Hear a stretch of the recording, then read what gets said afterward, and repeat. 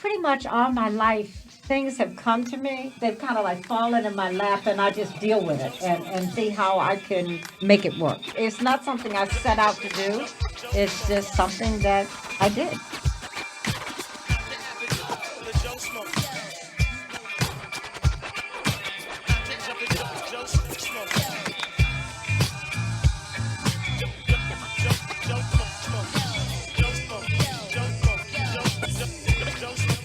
Coming to you from Softfleet Studios in beautiful, cold Hillsborough, North Carolina. I'm your host, Clintonian Webb. I am joined, as always, by my co-host, the Dom himself, Mr. Dominic Battistella.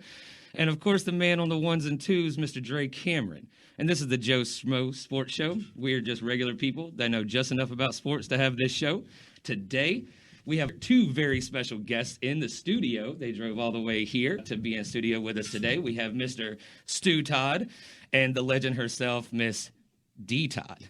How are you guys doing today? We're doing great. Thank you. Good, Clint. How you doing? I'm doing well. I met Stu at a charity golf tournament at Wakefield in Raleigh a few months back for the DW Foundation out of Raleigh, North Carolina. And we played golf all day together and have been talking ever since. We are in the same profession-ish, and so we have a lot in common. And he said that we should get in touch with his mom, Miss Dee Todd, who is, honestly, I don't even know where to start. I mean, obviously, we did our research about you, and so we know some things. So I guess let's start at Winston-Salem State when you were pre-med, before your sports career really took off. Okay, well, thank you, and thank you for having me on the show. I went to Winston-Salem State. I had been out of high school 2 years. And believe it or not, when I first got out of high school, I used to skate with the Philadelphia Warriors of the old roller derby. I did not know that. That's crazy. That is amazing. Wow. Roller And, derby. Wow. They wanted me to sign a contract because they were new to Philadelphia, and they wanted me to sign a contract saying that I would stay with them for 2 years. Well, somewhere in my spirit, I just didn't feel that was going to work out, so I didn't. And so they said, well, we'll keep you, but you'll basically be on the practice team. But I did get to skate. I did What get year to was this? have the experience. And What year? What year was this? What year was this this? was 1966. Okay, I'm all right. telling my age. I didn't even know they had roller derby back then. That's why I wanted Well, to know. actually, it was new. Roller derby, the Philadelphia team, if I recall correctly, had been in Hawaii, and they moved to Philadelphia. And we had the infamous Joni Weston, and it was a lot of fun because I had been skating pretty much all my life. And they came over to the skating rink that I skated at in Camden, New Jersey, which is right across the bridge. And they picked out a bunch of us to come over to Philadelphia, learn how to skate on the bank track. And that was probably the hardest part because it's kind of slopes down, and no the doubt. left side of your body gets built up really fast. And now, were you one of the ones that stood there and like gave people the elbow, or were you the one that was trying to get around the I track? was the jammer trying to jammer? get around. Okay. Yeah. I probably was 120 pounds, and I was real agile, and I could go between your legs and all kind of stuff on one foot, and I just had a good time. I loved it. Now you did this fresh out of high school? Right out of high school. Oh wow! Wow. So were you involved? Like, what kind of athletics were you involved in high school then? Actually, if you know about the law of Title IX, 1972, Yeah. we didn't have any organized sports for girls back then. Oh wow! We had something called Girls AA, meaning Girls Athletic Association, and you didn't have coaches. It was like a club, and I'll say, okay, go out there and run down that runway and jump into the pit. That was pretty much your coaching, and I did get to participate in the pin relays. No coaching, just gone over, and actually won the long jump when I was a junior in high school. But I don't consider that anything athletic. So come on. That's athletic for sure. I just was, pretty much a natural. But we didn't have sports for girls. Okay. And when I went to college, we still didn't really have organized sports for girls. And I had graduated from college the year they passed Title IX, which was 1972. And I had just finished college, and I started teaching at Bethesda Chevy Chase High School in Bethesda, Maryland. Oh shoot, that's where all the politicians and the Exactly. big wigs send Yep. their kids, right? Absolutely. Exactly. That was the school that all of the politicians, ambassadors, that was like the school. Yeah. And it was funny because I'm walking in and everybody's speaking to me, and I'm like, I don't have a name tag on. How do they know my name? So we get into the staff meeting, and they're introducing new staff, and I stand up and I look around like, oh, they knew I was coming. I was the only black face in the Yeah. whole Oh, building. man. And I'm like, oh, okay. And the interesting thing about that, I was getting ready. I taught biology and physical education. So I was getting my room ready, and these three guys came to the door, and they had suits on and dark glasses, and they said, "Are you Miss Green?" And I said, "Yes." They said, "Well, we're United States Secret Service, and we're here to do a background check on you because you're going to have Mary McGovern in your class." And her father was the Democratic candidate for president. And I George said, "A McGovern, huh?" background check? I just got out of college. I don't have a background." You know? So that was my introduction to teaching. That's They fantastic. had to do any interviews with your teammates at the roller derby team? No. They would now. Yeah, right. So Yeah. what was going to be your, before we get into like more sports stuff, what was going to be your focus for pre-med? What was your idea there My focus of what? I'm sorry. for pre-med?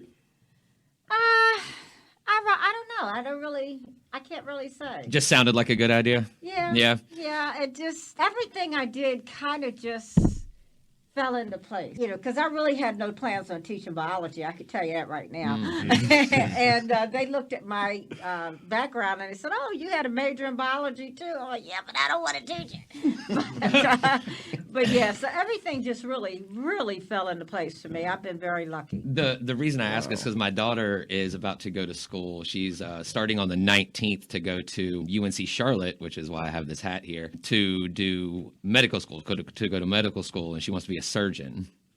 And so it was just interesting to me that you did pre-med, so I just wanted to ask. All right, so I feel like there's got to be more between that and Chicago, sports-wise. So, there's got to be. I just know it. So, because I didn't even know about the roller derby thing. Now I feel like we need more than an hour. Like, is roller derby real? It was back then. It was really more of a good sport back then. I mean, yeah, you got thrown over a railing and stuff like that, but it wasn't like the wrestling where you just stage fights and stuff like that. So, It wasn't like that. It was pretty clean. Okay. Yeah. Well, you actually have video of that. There's videos. Oh man, we got to find this. You kidding We me? got to on the find internet. this. I don't know. kidding? The We'll last find time it. I saw something was on a reel-to-reel, and I don't even know where that is. My God. But you know, we used to skate afterwards, and you know, you didn't know. It was sometimes we'll go skating, you know, just on a Sunday. And there's one time where the roller derby came out on my mom. She was riding around, and this guy came and hit her one time. Uh-oh. He said, "All right, that's one time." And the next time he came around, boom! You don't know who you messing with. Out on the floor, and I'm sitting there. I was like, all right, what I'm about to do? And she was like, "I don't need no help." Obviously not. She's proven the that. roller derby was, you know, that was long stretch. You know, she didn't skate for a long time. That is that's We got pretty plenty of amazing. stories, bro. That's pretty amazing. So Real go quick, ahead. did you when you were at Winston-Salem State? Did you? I know you said there weren't any organized athletics, but did you do kind of any intramural sports? Did you have any clubs? Was there anything like that Believe it or there? not, I was a cheerleader. Oh, okay. And All right. I had been a cheerleader in high school and junior high school and so forth.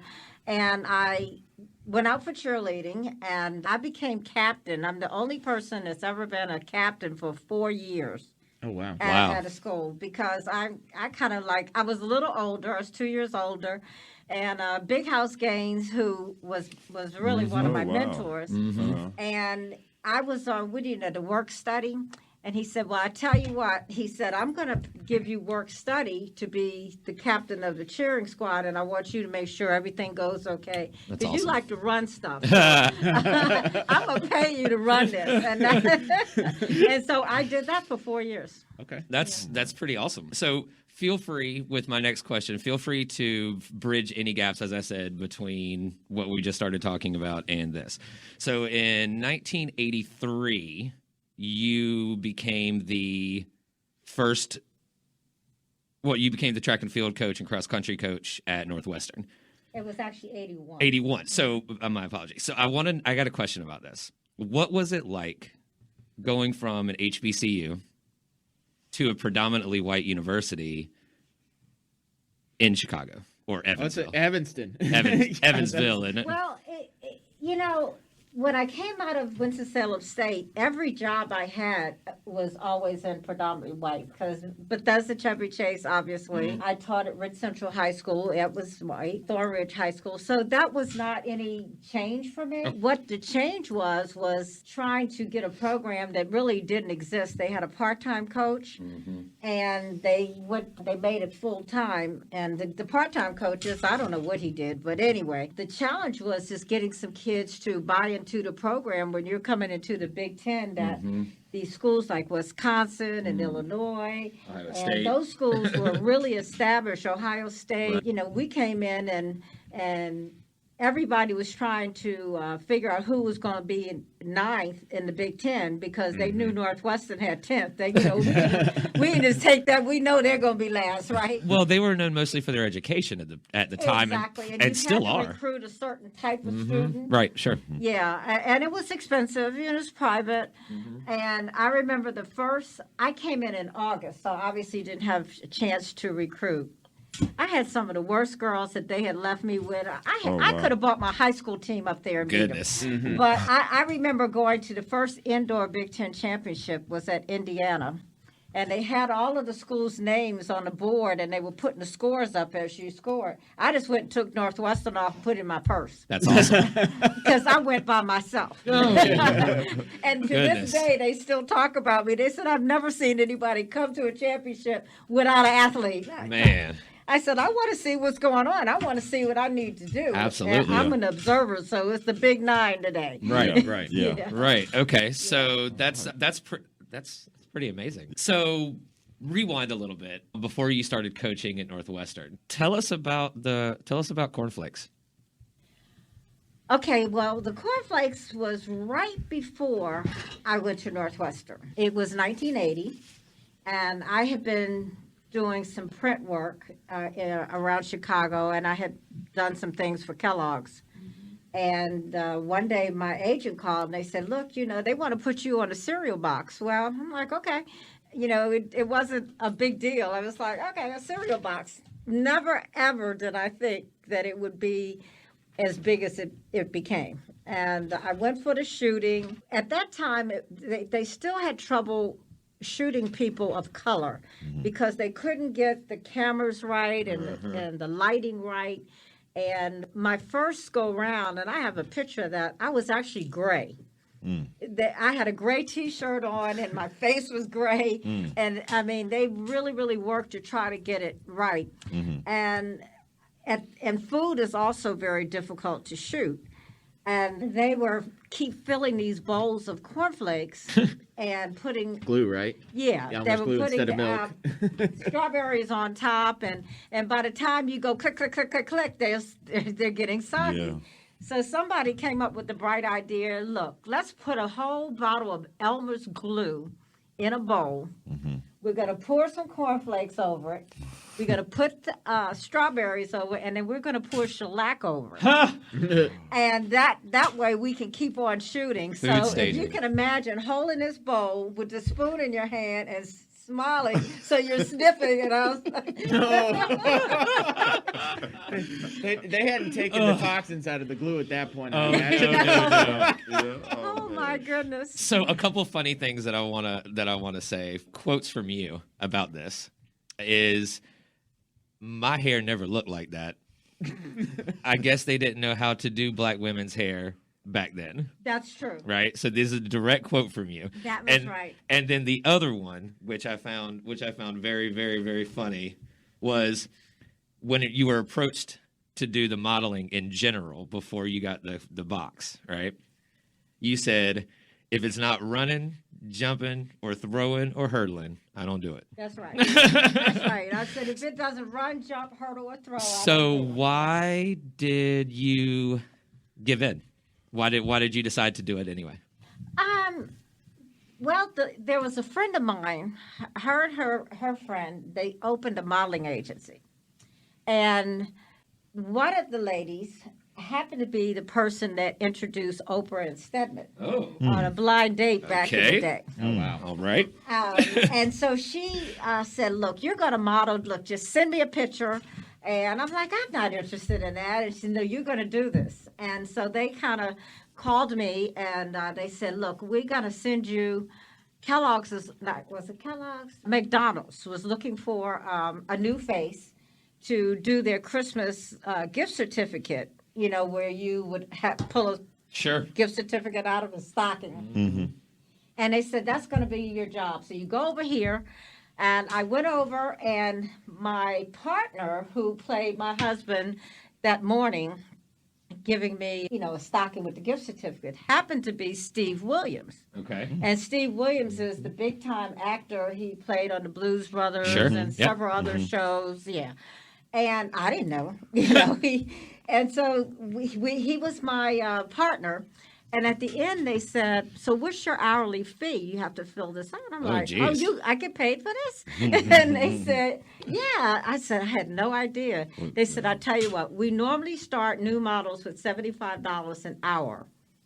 But because you're with Steve, we're going to start you at $150. And this was in 1980. 70. No, that was 1978. Wow. Something like that. Wow. Yeah. Okay. Yeah. Okay. And I'm like, oh, and so we were there for 3 hours. So you can imagine, and in less than 10 days, I'm getting a check. I'm like, this isn't too bad. Yeah. No I doubt. can do this. Man, are you kidding me? No running or jumping involved. Yeah. Right. I said, I Right? can handle this. Yeah. So that was my first job. Yeah.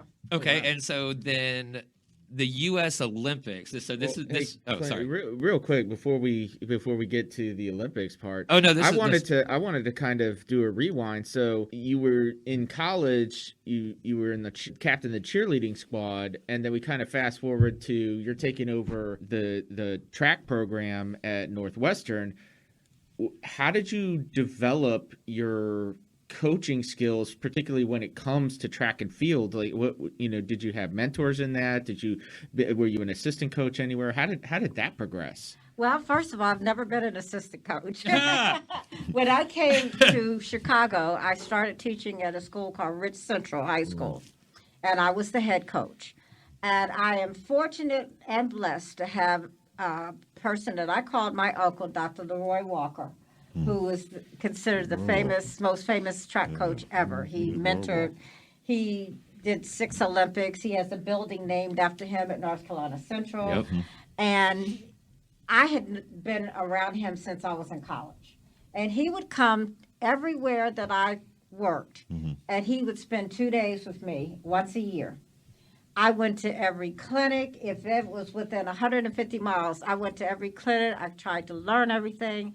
But I learned so much from him about just how to watch for things, how to break it down to students, and I just stayed with it. And I coached at Rich Central. Then I left there and had Stewart. And then I went to a school called Thornridge High School, and I coached there for a while. And I was telling someone I coached the only girl that beat Jackie Joyner in high school. Only person that beat Jackie Joyner in high school. Wow. Good now. Her name was Debbie Zine. And so that was my pride and You didn't joy. say the main thing. Huh? She was a white girl. Okay. Okay. Busted Boy. joint. She was, and that's a story in itself because she was a heck of a runner, but she was kind of, I call her cuckoo for Cocoa Puffs Oh, yeah, sometimes. 'Cause she was just like, so What race did she beat Jackie in? in the 400 meters. Wow. Oh, wow. Okay. And I had just gone to the school and I found out who had been on the track team. So I called them in one by one and I said, what are your goals? Because that way you know how much you can push them. And she looked at me right in the eye. She said, I want to beat Jackie Joyner. So I had the previous year's state results in front of me. So I looked and I'm like, oh, okay. She was second to her the previous year. My girl was now a senior. Jackie was a junior. So I didn't, Jackie was everybody's sweetheart and she's a great athlete, but, I didn't think about it. I mean, I had known her since 10th grade. And so anyway, but my girl was so good in the 400 that in most meets, she was so far ahead of people that she had this tendency of running off the track. She just wouldn't finish. She just ran off track. Wow. Wow. So I said, Debbie, I said, in order for you to get to the state meet, you must finish the race. Yeah. So I stuck a shot putter, discus thrower at every corner of the track. And when she turned the corner, they gave her a finish. That's super fun. You come off this track, you're going to get this finish. I like it. That's And funny. so she ends up winning. We go to the state. It's a 2-day meet. They're in different heats. So my girl runs the fastest time ever run in the state of Illinois. Wow. And Wow. Jackie runs the second. Wow. So the next day for the finals, my girl's walking in front of me. She's shaking her head and stomping her feet. And I said, Debbie, what's wrong with you? I said, are you nervous? I said, it's okay to be nervous. And she turned and said, Coach, you wouldn't understand. And she walks away. I said, well, try me. And she turned around and she said, do you realize I'm the only white girl in this race? I said, and your point? Yeah. And she said, I told you wouldn't understand. I said, well, what am I supposed to understand? Yeah. She said, Coach, they're going to all be after me. I said, honey, don't let them catch you. Nope. That's right. Don't let him catch you. I said, put the pedal to the metal. And she came through that line like she was running through her life. I bet. She broke the state meet again. Wow. And Jackie was second. And we often laugh about that, because and she got a full scholarship to Michigan State, which was kind of unheard of back then. Wow. But she never really ran another really good competitive. That's what I event. was wondering. Yeah, her goal in life was to beat Jackie. She did. Yeah. And, Well, now she can forever say she beat an Olympic gold medalist. she could have. So, Yeah. She Yeah. really could have. Yeah. yeah. Do you still keep in touch with her? Oh, yes, I am. Yeah, That's pretty awesome. we're in touch on Facebook, and Oh, wow. actually, we connected probably about four or 5 years ago. And she lives in Texas, and I remember this summer I was cleaning out pictures during this pandemic. I was just trying to get rid of stuff, and I came across a bunch of articles and stuff, and I sent them to her, and she said, I didn't have any of this. She said, my kids were fascinated that, oh, Mom, you did all of this, So it's Wow, been that's a good. great story. Yeah. Well, I mean, you're quite accomplished, so I can definitely that's definitely understandable. So you go from there to, did you get hired directly to Northwestern from there? Yes, Okay. I did. Okay. The coach in Illinois, her name was Jessica Dravikovich, and I would do summer camps down there. So I was down there with Jackie. And she said, you know what? She said, Northwestern is going to hire a full-time coach. And she said, I think you would be great at it. And I said, oh, really? And I lived in Chicago. Yeah. And I mean, good. I don't have to move and so forth. And I went up, and a guy named Ted Leland was the associate athletic director. He went on to be the longtime athletic director at Stanford. Okay. And he hired me, and they had just hired Dennis Green prior to me. And Dennis and I became the only two black head coaches at the same predominantly white institution. Wow. R.I.P. And Dennis we Green. were featured in Ebony. So, since we are kind of on the Olympic side of things, you got approached to do the cereal box because when the U.S. boycotted the '80 Olympics. Why did they come to you? Well, as I had said, that I have done some print ads for Kellogg's, and they also knew that I was a track coach. I don't know how to put this, but I'm kind of a big deal. And they said, okay, we want to put a coach on the box. and I think I shot the box maybe before the boycott. I don't remember the sequence, but I happened to be in the right place at the right time. That's all I could say. And they wanted a coach, and they got me. Yeah, we're gonna have to put a link to that Yes. photo. Oh, yeah, in the for show sure. notes. I think people are gonna want to see that 1,000,000%. picture. 1,000,000%, Yeah. especially since the hair comment. I used to, I used The to- hair was, it looked like it was It d- drawn in. it did because indeed. I didn't ever wear my hair like that. did. I mean, it was like 1980s. You were Patty Duke. Yeah.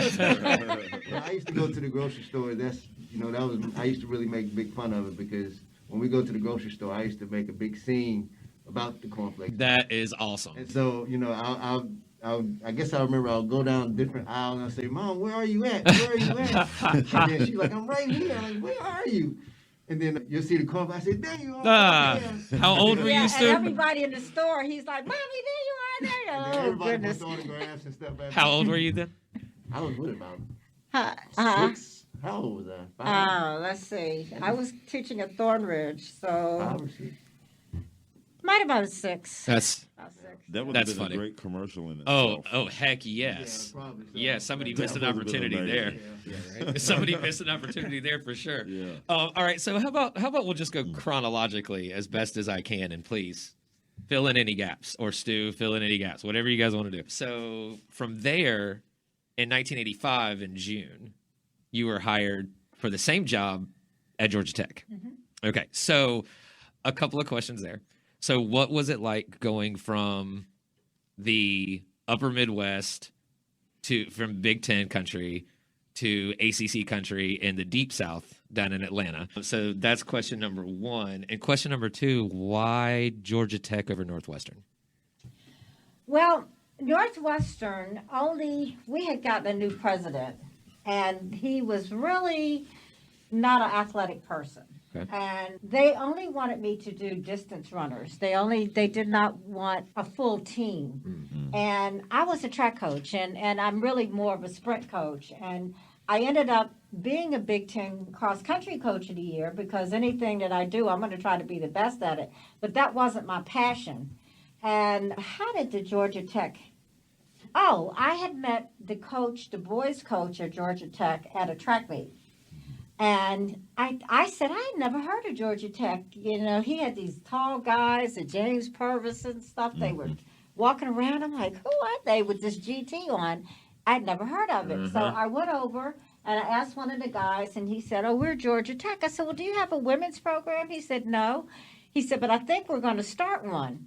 So he pointed out the coach, and I went over and talked to him. And I said, look, I have family in Atlanta. I said, if they ever going to start a program, let me know. I gave him my card. Well, fast forward, my mother passed away. She lived in Atlanta. And I said, I'm going to go by this Georgia Tech. So I pulled out the card, and I found the building. And I made my way into where his office was. Well, when I knocked on the door, he had his middle drawer out, and he's going through the middle drawer like this. And I said, hey, Coach Folks, how are you? And he looked up like he saw a ghost. He said, I don't believe it. I was just looking for your card. Oh, wow. And I said, really? He said, yeah, we're going to start that women's program like this year. I'm like, really? And it just started there. He introduced me to Dr. Homer Rice, and they brought me back for an interview and offered me the job on the spot. And I saw it as an opportunity to build a track program. They had just built a brand new track. And I said they built it for me. And as a matter of fact, Stuart was running in youth sports, and he had won a tree. And we planted that tree at the track. And you should see it now. It's like huge. I go by there every now and then. It's a huge tree. Wow. So that Stuart's tree is on the track. So what were the differences in the culture of the programs? Because, you pretty much started both of them. Yeah, I did. Pretty much. So what was the difference in the two? Well, the ACC wasn't as competitive as the Big Ten at Okay. that time.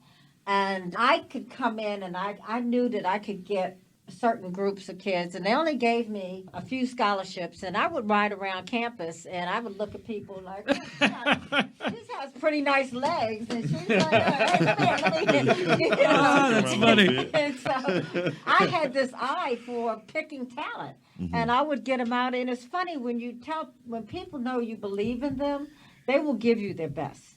And For so sure. I saw that as an opportunity to really get something started. And after 2 years of the program, I ended up being coach of the year for the ACC. No doubt. I had 9 girls, and we came up to Duke for the ACC championship. And I said, look, there's 9 of you. I said, you go run, jump, hurdle, and throw until you can't do it anymore. Right. And they were all young, and we just went in there and we did well enough to finish 4th for the second year of our program, That's awesome. and people were shocked. Wow. And I often think about the poor Duke coach. When I first got to Georgia Tech, he wrote me this wonderful letter because before me, he was the Northwestern of the ACC. Okay. He was always last.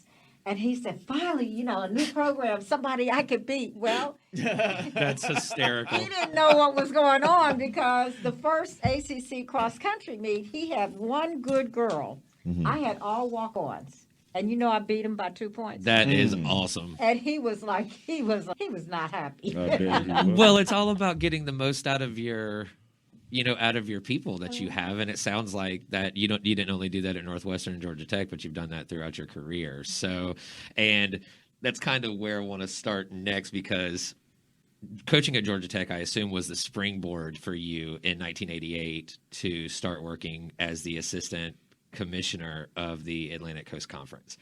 This is the most intriguing part to me because being around, growing up in Chapel Hill, and being around the ACC culture my entire life, some of the things that you've done for the ACC, and we'll get into some of this, but it's pretty incredible, and it's pretty, it's very, I don't even know if Dre knows this, a program that you started that we'll talk about kind of towards the end, but detrimental to how things are run in the ACC now as far as officiating goes. So, honestly, I just want to hear about your time at the ACC. Say whatever you want. I'm sure we'll think of questions. Don will think of questions. Dre, I just want to hear about it because this is very, very crazy to me. I want to know. Well, first of all, I didn't know much about what a conference office did. I'm a coach. I don't care. Just tell me what I need, what you need from me, and that's it. So we were having the ACC championship was at Duke. The coach at Georgia Tech was not only the coach, but he went to Georgia Tech. He was a city council person. He sold real estate. And so because he had been around so long, they were not going to pay me more than him. And he had all these other jobs. Well, I was a recently divorced parent, and I needed to make more money. And Homer Rice was really wonderful to me. He said, I'll tell you what, when Buddy retires, I will make you the director of track. He said, you're like a professional in a rookie camp. He said, but just bear with me, Sure. So they gave me a lot of little other side things to kind of make up. So we went to the big ACC championship, and a guy named John LeCrone is now the commissioner of the Horizon Conference. He's Okay. been there for a long time. Sure. He was the assistant commissioner at the ACC. And he came over to me. He said, look, I came over from Greensboro just to talk to you. The commissioner wanted to hire 2 new people, and that they had gotten some grant money from the NCAA to broaden conference offices. He said, the commissioner wants the person that's going to do championships to have been a coach. And he sent me over here because he wanted me to tell you that we're interested in you. He said, because the other thing is that we wanted one of those 2 positions to be a female. And the other position was compliance, and I didn't want no parts of that. So, No joke. He Right. said, No, thank you. we really are interested. We want to bring you in for an interview. And he said, if you are a commissioner, this is kind of what you do, and it's an easy move into an athletic director. You will get to see how all schools operate and to run and organize championships. And 40% of that was women's basketball, because that was part of the grant money, was to get someone to grow women's basketball. So I came in, had the interview, and I loved Gene Corrigan. Yeah. And I left and went to Eugene, Oregon, because that's where the national track championships were. Still we are. didn't have cell phones and things like that. So I said, this is where I'm staying. If you want to get a hold of me, here's the number, blah, blah, blah. So I went to Oregon, came back, never heard from him. So I just assumed I didn't get it. So I'm sitting in my office one day, and somebody knocks on the door. They said, you got a call on the line from Gene Corrigan. And I said, oh, okay. So I take the call. He said, Dee, Gene Corrigan here. How would you like to come and work with me? And I was like, Yeah. you know, what do you say? I would love to. And Yes. then he went on to tell me some details. And he said, we're so glad to have you and blah, blah, blah. Well, I didn't know that they had decided to hire me when I left the office. Oh, Oh, wow. okay. And they had actually done a press release, and they were waiting on him to notify me. And other people that had applied for the job had called, and he said, oh, no, we've hired who we want. We've hired Dee Todd. He didn't tell me. Yeah, right. The one who needed to know the most, Yeah, right? yeah, yeah. Yeah, and that's how I got to the ACC. That's And- pretty incredible. You guys have anything to add to that before I'm staying in the ACC. I just have a question. Yeah, go ahead. Okay, so your role in officiating in the ACC changed the game of women's basketball, not just in the ACC but in the country. And I'm pretty sure I have written down here that you said, and this is going to hit home for Dre and I specifically. Marion Jones changed the game of women's basketball. Tell us a little bit about that. Well, again, I took on all of these sports. I'm a track coach. But the good Yeah. thing about it was that I had majored in physical education, so I did have knowledge of all of the sports, pretty much. And women's basketball and to build the officiating program was part of my job. And, of course, I had to learn it. And I did, find people that, helped me and taught me, what to look for. But I'm basically a manager. I'm not there to tell you you've made the wrong call or anything like that. But I was sitting at a game at North Carolina and the old Carmichael before they renovated it. And I was sitting in the end zone, and Marion Jones was a freshman. Well, I knew who Marion was because she was a track person. And they let her come to North Carolina to play basketball because they said, we'll let you run track as well. And track is something that, she could take. Well, she wasn't a great basketball player, but she was so fast and Boy. so great on defense that nobody could get around her. So I'm sitting there, and she's inbounding the ball, and she beat the ball to the person she was inbounding. I'm like, what the heck? Wow. I said, 2 people can't do this? No. And at that time, they only had 2 people officiating women's basketball. I'm like, this is impossible. It was a 30-second clock.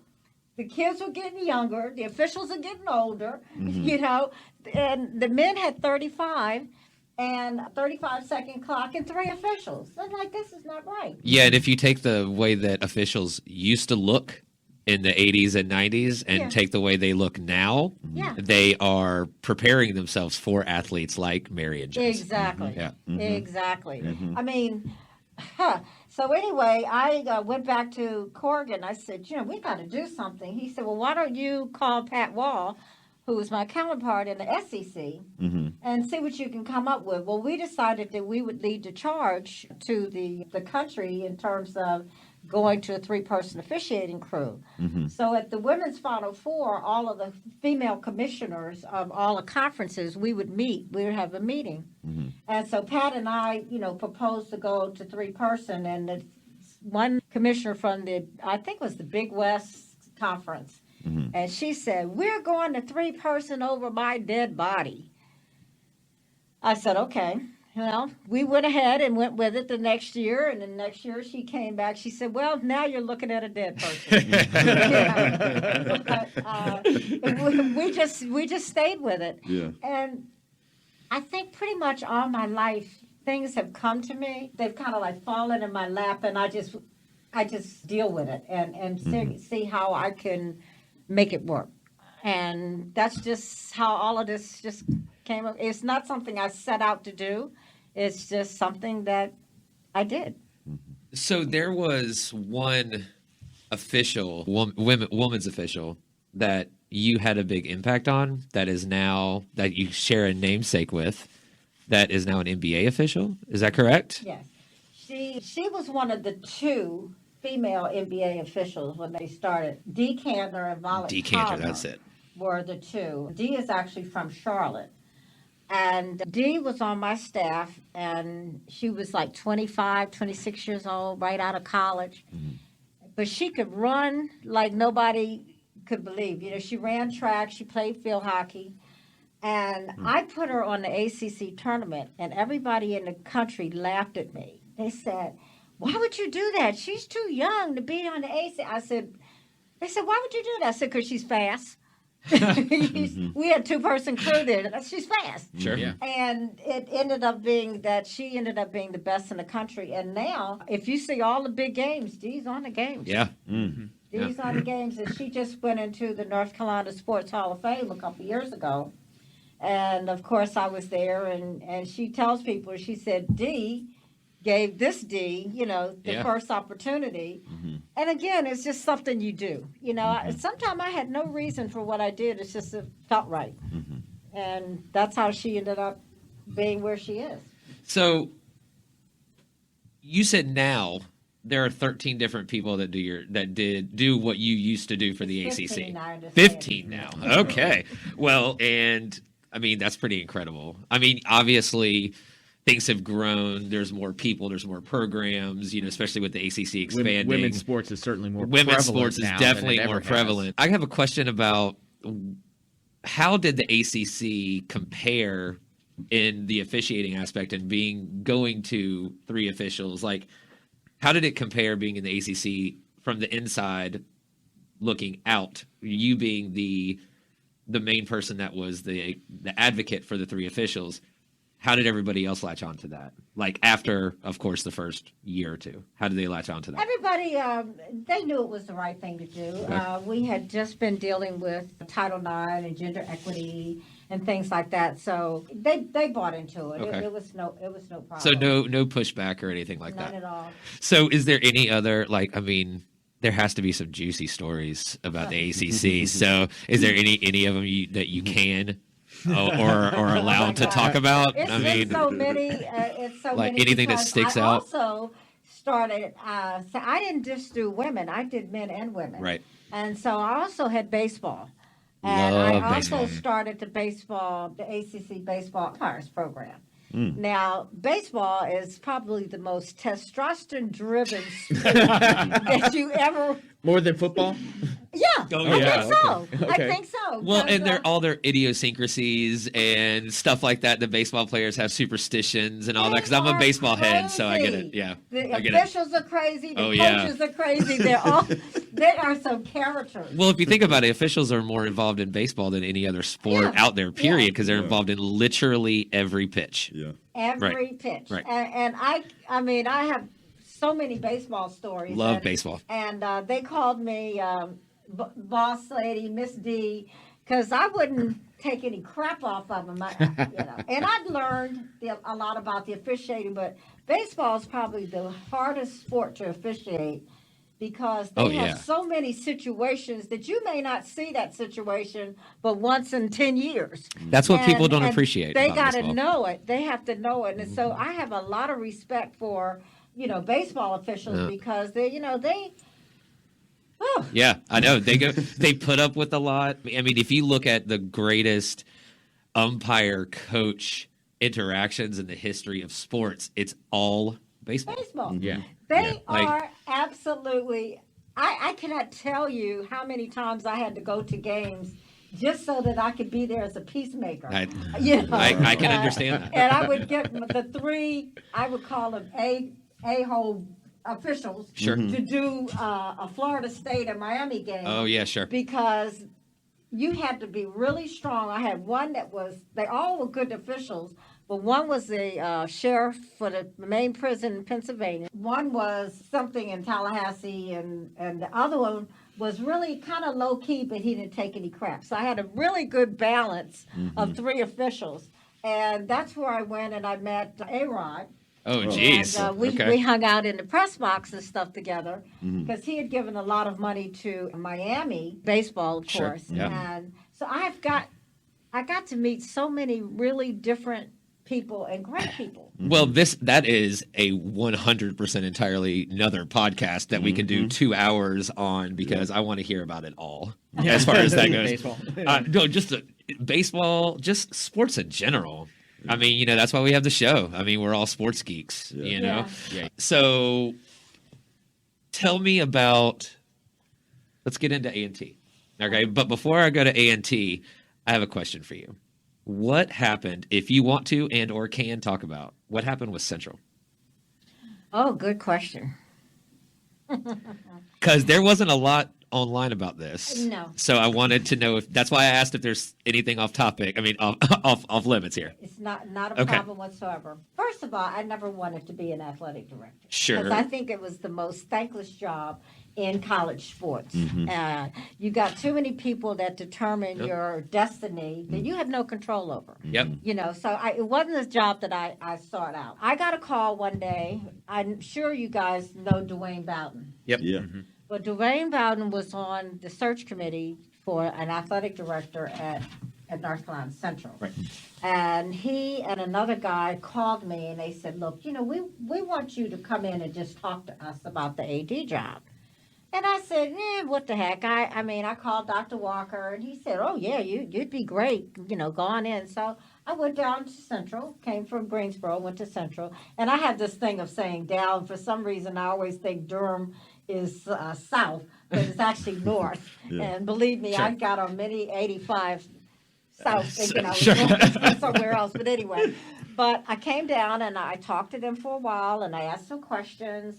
And the chancellor came in and he said, we really, really want you to consider being the athletic director. He said, I've read a lot about you. He said, I want to start baseball. I know what your background is and blah, blah, blah. He said, would you come back and just meet with me? Okay, so I talked to Dr. Walker. I came back. I met with the chancellor at the city club or something in Durham. And, University Club, the top of the big yes, green on the glass top of the building. Yep. And we talked for a while, and he said, you are the person that we want to be our athletic director. He said, what's it going to cost us? And I said, I really hadn't thought about this. And, $150 an hour was your going yeah, rate from what I remember. and I was thinking of what I made at the ACC, which my salary wasn't big, but we had so many other benefits. Like they paid for everything. They paid your retirement. They didn't take anything out of your check other than taxes. Yeah. And I said, I have to, figure out how to compensate for those things. So I threw a figure out. And he said, yeah, I need to take this to our search committee because you didn't apply. But I don't think it'll be a problem because your name had come up so many times. Well, that was one of the difference, if I would just go back a minute, that was one of the difference between HBCUs and PWIs. PWI people, they go to you, they already know who they want. You don't go through applications and all that kind of stuff and resumes. They come after you because I learned early on that every good athletic director had a, quote, short list. And so if a position comes open, you already kind of know who you'd like to put in that position.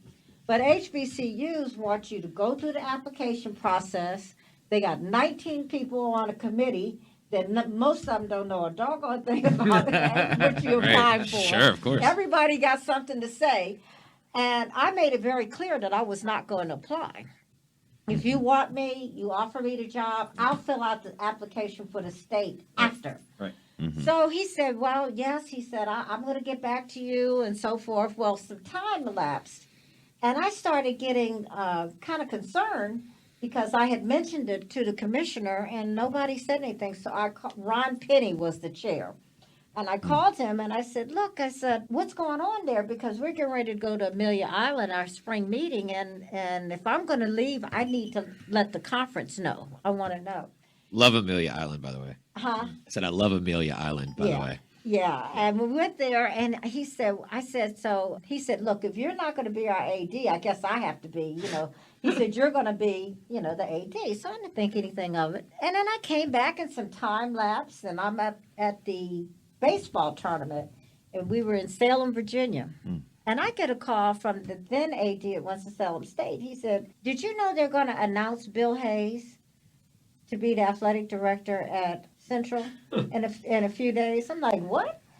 And then I get another call from Rosalind Fuse Hall, and she said, look, we had to bring him in. It was a political nomination. Somebody on the board of governors was his friend. And he wanted him to have the job and blah, blah, blah. And nobody there seemed to want to do this. And so that evening, I get a call from the chancellor telling me that he appreciated me and my interest. He said, but we're going to offer this job to Bill Hayes. And I said, you know what? I said, the problem with that, first of all, I don't care.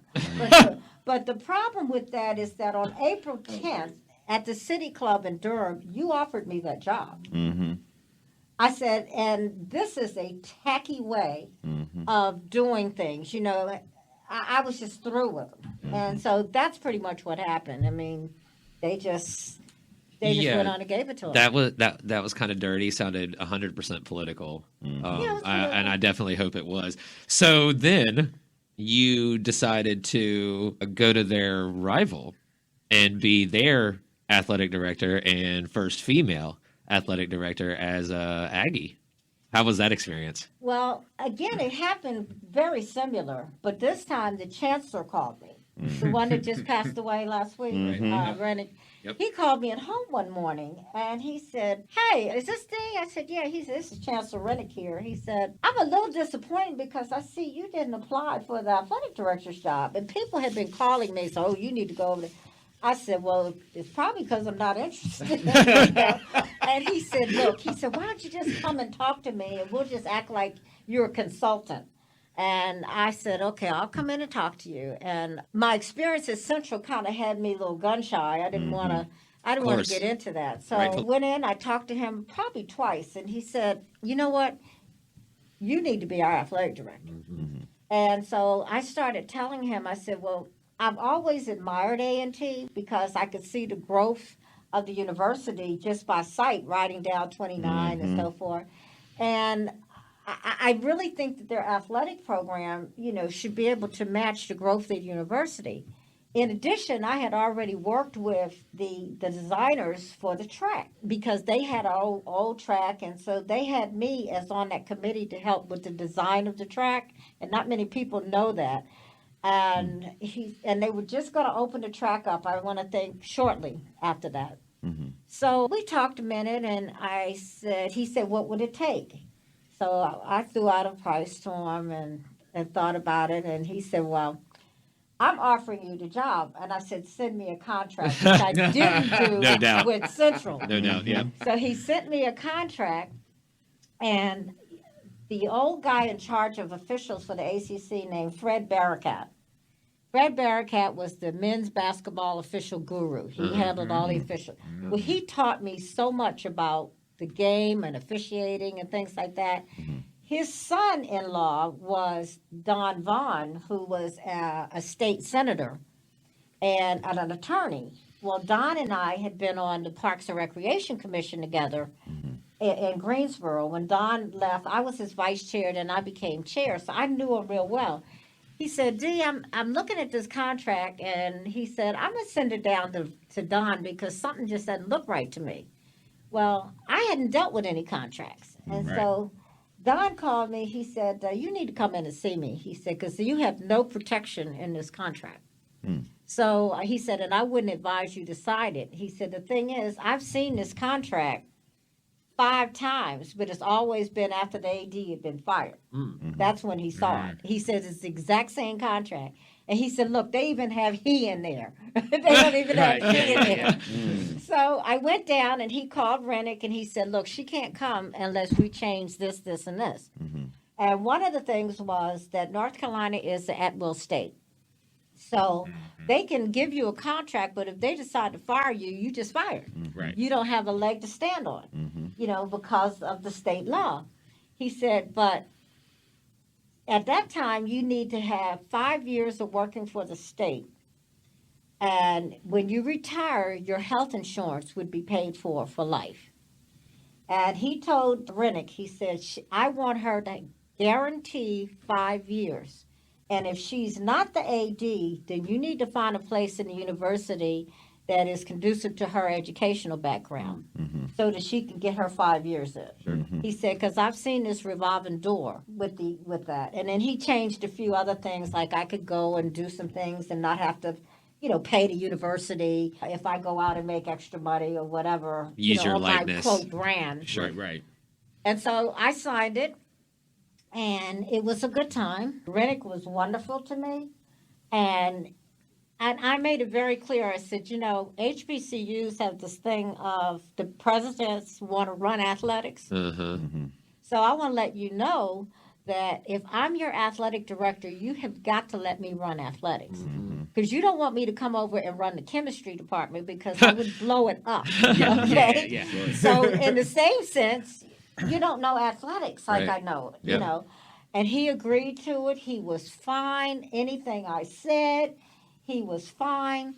And then at the end of the year, he came over. He said, I'm going to leave.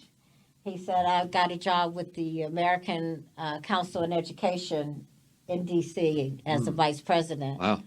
And I was like, what? Because that was one of the questions. Are you going to be here? Yeah. Because the AD position is really dependent on who that president Sure, is. of course, yeah. And it just went downhill from there. Yeah. Then we got an interim president. But they kept giving me raises. Right. But I not got a an bad thing. interim, and then they hired another guy, and there was about 12 guys that had this website, and they just did not want a female AD in there. I mean, some things that were said, it was all about my gender. Oh, of course. Yeah. They didn't want, they would say, well, this is not the ACC. I said, well, you know what? Nobody knows this better than me. Because at the end of the year, the AC is sending millions of dollars out to these Yeah, no schools, doubt. and we're talking about thousands of dollars here. Right. Don't tell me that. And they were on a mission to get me out of there. So, speaking of money, you said your biggest obstacle at A&T was the budget. Whew. Yeah. So, it was, you said normal back in that day, normal schools got a little over $7 million to run their athletic programs. And A&T had 6? No, A&T had 8. 8. And Okay. the next school probably had 60. Oh. Okay. I mean, and see, North Carolina has a lot of state schools. Oh, And yeah, for North sure. Carolina does not support athletics, so you can't take state money and put it into athletics. Right. And so in 1AA, most of your budget is made up on student fees. And if your enrollment is down, so is your pie. Of course. And then you have to slice that pie, in so many different directions. And when Rennick was there, Rennick always, made sure you have enough. He used his discretionary funds, but these other two guys didn't know that. And they weren't willing to do it. They didn't care about athletics. It ended up being just a real challenging job. I dropped men's tennis. I caught a lot of heat, but you only needed, I think, 14 sports to be 1AA, and we were like 2 over. And of course, I can't drop any women's programs because you need the gender For equity Title numbers. IX, yeah. And so I looked at men's tennis, and I said, okay, I can do.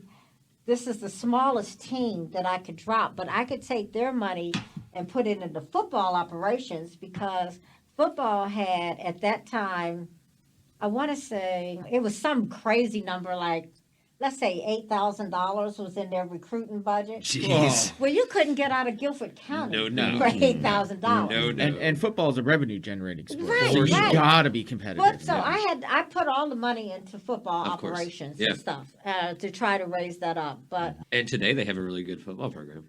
Today they have a good football program. absolutely. So that all started with you, I assume. Well, trying to put things in place. Their office was in shambles. I found a guy who played for them who owned some spice company down in South Carolina. He donated money for us to redo the football office. Because first impressions, if you bring in a recruit in, you don't want to bring them in and you don't even have drawers in your desk. Yeah, for no. crying out loud. Absolutely You not. know? Yeah. You're looking like absolutely not. South Central Louisiana State. Yeah, Yeah.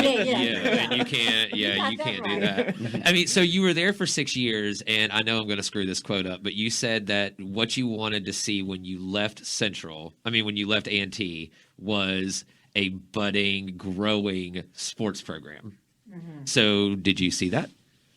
Not when I was there, obviously. It started to grow. We started to do things, but my gender was more the problem than anything. I had Yeah. to fight to spend 10 cents. Yeah. I was used to, this is what I put out that I want to use, and I send it over, and we get it. I had to go through all these people who had no athletic background to decide if you're going to let me have this money. And I wanted to, like with football, play the Florida schools, which every other year they play FAMU and Yeah. Bethune. Well, to me, to put football players on 2 buses and make them ride To all the way Florida? to Florida, Yeah. you know, you leave Doesn't your make any legs sense. on the bus. No doubt. No and doubt. so I would charter a plane, and for what we didn't fill it up with, I let alumni buy tickets that would be as if you bought a flight. Right. And of course, they pay for the hotel room. That's They really help cool. you with the plane. That's Yeah. really cool. So, It seems like there just needs to over time be you saw there wasn't. You've gone through pretty much everything when it comes to women in athletics. You've seen a situation where there were no women's sports in high school, there were no women's sports in college, and then you get into, all right, you're building the first women's programs at these universities, and then you're becoming one of the first women athletic directors in the country. Does it take getting more women as athletic directors to start getting that respect? Does it have to become normalized? What do you think that the transition point is there? Well, I think that what I see now going on, there are women just getting jobs right and left in all aspects of athletics. yeah. And it just puts a smile on my face that, finally. And I'm not saying that women are better, but we look at things at a different perspective. And to see so many women get opportunities just really warms my heart and says, Dee, you're about 15, 20 years before your time. Yeah. Yeah, No doubt. absolutely. You I mean, know? you were a trailblazer in Oh, yeah. so Yeah. many ways. Oh, yeah. Yeah. It's unbelievable. I mean, we could sit here and talk to you for hours. Yeah. So the question is, being that you're a trailblazer in so many different ways in college athletics and in modeling and just socially in general, when did you become aware of your status as an icon? I guess I still don't. Am I? Yes, We were having this yes, conversation you before are. you got here. Yes, you are. Well, I appreciate it so much. I guess I just don't look at it like that. I just look at I'm just Dee. And I'm I gotta just take Dee. some of that one too. Yeah, let's go, Stu. I being around her, for all my life, you never noticed it. How that so many people had looked up to her, and then as I had gotten older, and I come across some of the people that I have met and come like, oh, that's your mother? Yeah. Oh my gosh, she's an icon. Yeah. This and that, and I'm like, yeah, she's mom. Yeah, no doubt. And Yeah, 'cause to and you, I that's all always- she is, yeah. And so it's always been me kind of pushing out, telling like, look, who my mother is? Like, Yeah. And I've kind of taken that as I'm Dee Todd's son, but she says, no, I'm Stewart's mom. Yep, I get that. But it's just great to have seen so many people that she has helped, and to this day, people are starting to help me that she has helped, and and it's No doubt. like I'm in the refereeing business now. I mean, and that's some of the people that she's helped. They're all in my corner now, so it's good to see that so many people she has helped, but she's so humble that you would never know. Yeah, I mean that You would definitely never know. comes across for sure, and obviously she had not only a lot to do with how you grew up, but your love of sports. Oh, yeah. Because I mean, you played golf in college, Yeah. so and that's how we met. So yeah. Well, see, and golf was something that it wasn't a sport that I came out there to play in college. It was like she said, HBCUs don't have a lot of money. Right. I was there came there to play basketball. First year I had to sit out because I transferred from a Division III school to a Division II school. So I had to sit out, and so I was kind of just sitting around, didn't really have no scholarship money. And the coach said, Coach George Pup, George Williams said, I heard you play golf. I said, I'm okay. I'm not, And I said, well, the golf coach said, let's go out to the driving range. So I went out to the driving range, and I hit like a bucket of balls. And I guess I was hitting them pretty straight at that time. And It's always on the range he like gave me that. $5,000 of scholarship money. And Okay. then so that was great. And then so I played, and then basketball came next year, and they gave me a little bit of scholarship money. I ended up breaking my foot my first year, breaking my ankle, and had to sit out the rest of the year. So HBCUs, if it's what can you do for me right now? They don't have the money to be holding on to give somebody who's not playing. So, but golf definitely was great. I had a great career there. I mean, I wasn't the best golfer on the team, but my score mattered when we won the conference championship. So that's all that mattered. Hey, it was fun. that's It was a all good that time. matters, It man. was And all golf good is something time. you can play for your For life. entire life, man. My And dad's a great It's golfer. a lifetime sport. it is that's for sure. indeed. I just got Dom into golfing last year, and the first thing hold on, and Stu will appreciate this, Dom. What do I always tell you? Golf is hard. Golf Golf is hard. It makes you mad. It really, really, Being so really does. Being so competitive at it, myself, I'm just being a competitive nature. I get, very upset out Yep. there. And, Yep. But, it's the nature of the game. It's fun. And for everybody's knowledge, Stu will actually be joining us on the show, hopefully more times than not, to share his passion about sports and his knowledge. And he also has a lot of connections that he is going to bring with him as well. So this is going to be fun. I got to mention something because I mentioned it earlier in the show because Dre is going to be very interested in this. In 1997. So rewind back to when you were still in the ACC offices. You started a program called the Neutral Observers Program. Mm-hmm. Tell Dre about that. What does that do? What that was is the NCAA wanted to kind of see how officials were doing. So they gave us some grant money to go out and hire some of neutral people who would observe officials at games and send them reports. So you kind of had like a fourth eye looking at it. They wouldn't, they weren't allowed to evaluate them there at the spot, but they would send me a report. And you could use that to say, okay, I used to always tell people, somebody's always watching you. Always watching you. Yeah. And so, yes, we started the Neutral Observers Program, and it worked out. They still do it. Yeah, that's how they decide who is able to referee championship games and NCAA tournament That's part of games that. and everything. So were you and the ACC the first conference to start that kind of program? I don't think so because it was a grant from the NCAA. Okay. So all of the major conferences got that grant. Okay. Now, how they chose to use it, the grant money, we chose to use it as getting neutral observers. But I think other conferences were doing that as well. Well, I mean, I think that was a ridiculously good use of said money because, as all of us are sports fans, we have definitely dabbled in being angry at officials from time to time. I think it's my second job. There's right. So look, me being like the biggest basketball fan like that I know. I don't think Dre would disagree with me there. I will remember one official for the rest of my life because he was the main official that did basketball games when I was growing up, specifically Carolina Duke basketball games.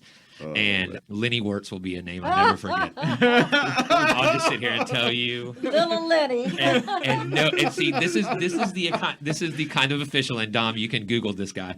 This is the kind of official that would absolutely never, ever, ever be able to keep up in today's game. Yeah. No. Okay. Yeah. So, but he always seemed, coming from biased eyes, of course, he always seemed biased, and he was just never my favorite. And so, Well, he was joined by Dick Paparo. yes, and now it's Ted Hightower that has taken his job because he is terrible. He started his stuff when he was dealing with Bobby Knight in Indiana. So He's terrible. he is. I think because he could settle Bobby Knight down, he thinks that. Because I went to Indiana for a game. We had some kind of game, and I was going through a site inspection, and I realized that the camera did not face the bench. And I'm like, why is the camera facing the other way? They said, do you know who we have for a coach? we don't want that camera facing Bobby Knight. And I got Bobby Hell Knight. no. I have Oh, Bobby gosh. Knight stories, but I can't tell them on the air. I'll tell you. See, Wow, I can that's imagine. that's for another That's day. a I bad would, My first impression of Bobby was not a good one. I didn't know who he was. is it usually a good one with Bobby? Like any impression. I cannot tell you what he did No, you on can't the say air. that. I can't tell you. He's retired. He's not coaching anymore. Huh? He's not coaching anymore. So No. you might as well. I get it. You want to keep those Yeah, let's save relationships that. Let's going. save that. So okay, I had one thing written down that we didn't talk about, but that was just you saying you had a quote that saying high school boys should watch women's college basketball. And I've been telling people this for years because women are the college level at least Fundamental. are Fundamental, so yeah. fundamentally sound. Fundamentally sound. And Gino are It's a below Gino. it's a below the written game. Yeah, you know? Gino, Pat Summit, I mean, all these people can taught fundamental basketball, and it's so much fun to watch. Like our friends call it YMCA ball, Yeah. right? You know, it's just it's fundamentally sound. It's easy. It's smooth. It's maybe not fun to watch. I mean, it's Princeton basketball, right? So it may not be like that fun to watch, but it is effective. It is to me the best tool for fundamentals that you could see. Yeah, they don't play above the rim. That's probably it, you know. But other than that, it's a great game for high school guys to look at. And if you have the ability to play above the rim, so be Yeah, it. fine, You know, good. but to learn the basics and fundamentals, you couldn't find a better sport. Well, I mean, and you said something that is very, very true at the end of that quote. You said, "But they won't see it that way." They won't. Well, I was at the ACC Women's Championship game last year in Greensboro with Notre Dame and Louisville, and it was, I mean, it was the best It was a great college game, wasn't it? basketball game I think I've ever seen. And those I- are two really good programs. Yeah, no, I mean that was what they were number Like, 2 and number yeah, 3 in the or country. 4 in the country at the Right. time. I mean, better than any men's game I've ever seen Yeah. in NCAA, and I was blown away Yeah. by just the skill level and the technique. I said, you know, if these were men playing like this, I mean, these guys would all get drafted. Yeah. Period. I mean, the women were athletic, amazing. They weren't taking bad shots. They were passing the ball crisply. I mean, it's a different game. Yeah. Completely. Fundamentally sound. It was great. And you know, the athletic director at NC State, Boo Corrigan, you know, he was my intern at the ACC State. No Oh, joke. wow. Oh, wow. Wow. His That's awesome. father is the one that hired me. Yeah. That's pretty Oh, awesome. wow. Okay, so I think I've gotten everything that I wanted to ask because we want to be respectful of your time, of course, and we do have one more thing to get to on another podcast. So we're going to do that in a bit. Dom, anything from you? Oh, I'll save it, but you know, we just really appreciate you being here for this. This was a great conversation. I know you've got thousands of more stories I'd love to hear. But... Yes. I'm writing a book. yes. Oh, you are? This Are is you? awesome. That's great. This is awesome. Oh, and wow. so, Dre, did you have anything that we missed? Anything you want to talk about? You guys covered it all. Okay. All right. And this was amazing. Yes, it was And amazing. thank you. And I And want to thank know. you. I want to know when you're going to be in the North Carolina Sports Hall of Fame. So we're going to have to figure this out Exactly. because I mean, how I you think not it's an have so many absolute people- shame. Yeah. Ridiculous. Well, Yeah. I think it's a shame that it hasn't been addressed yet for everything that not only you've done for the area, not even being a North Carolinian. Well, I think one of the Definitely qualifications Yes, you have okay. to have been here 10 years. I've been here 20-something You've years. been here way, Yeah. way long. I mean, right now, I mean, geez, you're the head of the track and field program for Wake County, and you're retired. And so, I mean, it's you continue to do for the community and sports. And I really don't understand this. We're gonna have to start a petition or something, exactly. guys. So, but Curious about that. if there is nothing else, did you want to add anything else, Miss D, or you, Stu? No, I'm just happy, and I'm here because of my dear son. Yeah, no doubt.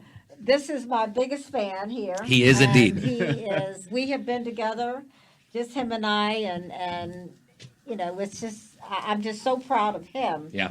And he's so much like me in terms of wanting to reach out and help people. And I get the best compliments on how he handles himself. Yep. And nothing makes me, that's probably my greatest accomplishment is having this child. Yeah. So, Well, I mean, you great. guys are both amazing people. I just met you today in person. We did have about an hour-long conversation on the phone a few days ago and have only known Stu for a few months. And so hopefully we will be able to continue to grow these relationships, especially if you come join the family here at South Fleet Studios. So we'll be talking more about that at a later date. So if there's nothing else, I want to thank you guys so very much for taking your time and coming in here. And I guess that'll do it until next week. So see you later.